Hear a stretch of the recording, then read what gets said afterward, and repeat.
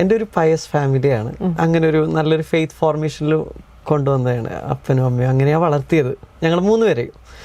അപ്പോൾ ഒബ്വിയസ്ലി എനിക്ക് പ്രീ സ്റ്റുഡിനോടൊരു പ്രത്യേക റെസ്പെക്റ്റ് താല്പര്യം ഉണ്ടായിരുന്നു. പക്ഷേ അന്ന് വിട്ടില്ല. +2 കഴിഞ്ഞ് ചോദിച്ചു വിട്ടില്ല. +2 എനിക്കൊരു കൂട്ടുകാരനെ കിട്ടി, ഫാദർ ആൻ്റണി ഫ്രാൻസിസ്. അവൻ ഇന്ന് അച്ഛനാണ്.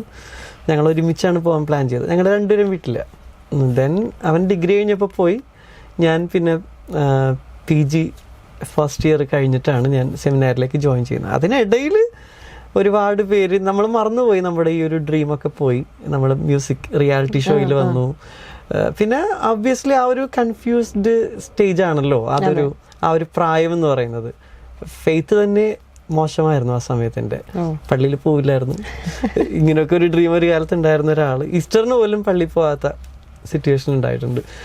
ആ ഒരു ഞാൻ ദൈവം ഇങ്ങനെ നമ്മൾ പറഞ്ഞില്ല, നമ്മൾ എന്തൊക്കെ തലകുത്തി പറഞ്ഞാലും ഒരു ഡെസ്റ്റിനി നമ്മൾക്കുണ്ട് ഫിക്സ് ചെയ്തത്. അതിലേക്ക് ദൈവം ഒരുപാട് മനുഷ്യരിലൂടെ ഇവൻസിലൂടെ ഇടപെടലുകളിലൂടെയൊക്കെയാണ് എന്നെ അവിടെ എത്തിച്ചത്. Now I am happy.